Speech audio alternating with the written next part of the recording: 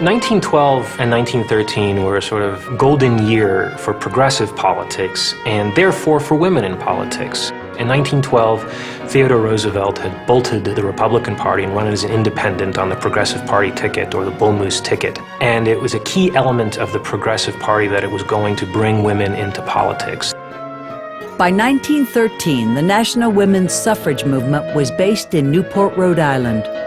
The pinnacle of American high society, wealthy Newport families displayed their fortunes with spectacular homes and lavish parties. It was the first American town to have a golf course, a tennis club, and the regular use of cars. Women dominated society while their husbands engaged in business in New York City.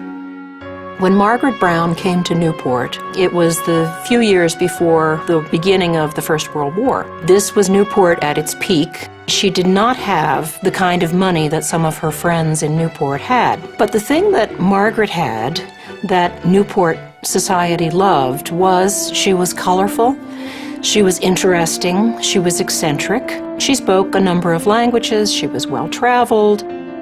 Newport's leaders quickly accepted Margaret, and she developed a close friendship with Alva Vanderbilt Belmont, president of the National Women's Suffrage Association.